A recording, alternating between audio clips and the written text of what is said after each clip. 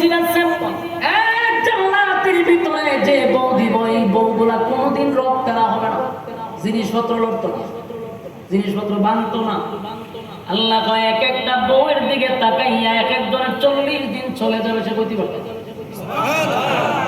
চিন্তা করতেন কতদিন এত সর্বনাশের সঙ্গে পলক পড়ে, এত সুন্দর এত সুন্দর। একটা হুট যদি একটা বউ যদি খালি দুনিয়া হাত বাড়াইতো, সূর্যের আলো জায়গা বন্ধ হয়ে যেত, কেমন সুন্দর। দুনিয়ার ভিতরে যা দিছে সব স্যাম্পল। আল্লাহ ওয়ালাকিল আখিরাতু খায়রুল লাকা মিনাল উলা। দুনিয়ার স্যাম্পল যা দিছি কোটি কোটি গুণ বেশি আমি পরকালে বরাদ্দ রাখছি। দুনিয়াতে যাদের বাড়ি আছে টাকা সহ 8 তলা 10 তলা 20 তলা, এটাও স্যাম্পল। আল্লাহ কয় জান্নাতের ভিতরে এক একজনের বাড়ি দিবে এই পৃথিবীর 10টা পৃথিবীর সমান রাজত্ব।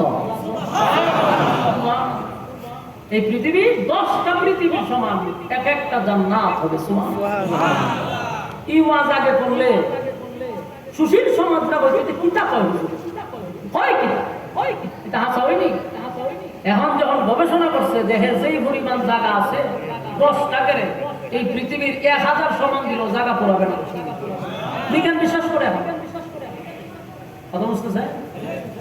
আল্লাহ বলেন সর্বনিম্ন 10টা পৃথিবীর সমান জান্নাত দিবে, বউ দিবে, গাড়ি দিব, বাড়ি দিব, নারী দিব, কোনো জিনিসের অভাব নেই। সুবহানাল্লাহ। তবে দুনিয়া হলো স্যাম্পল। আল্লাহ বলেন ওয়াদাল আখিরাতু খায়রুল লাকা মিনাল উলা। বন্ধু আপনাকে আমি যা দিছি কোটি কোটি গুণ আপনার জন্য পরকালে আমি বরাদ্দ রাখছি গো নবী। এই কথা বলতেছিল।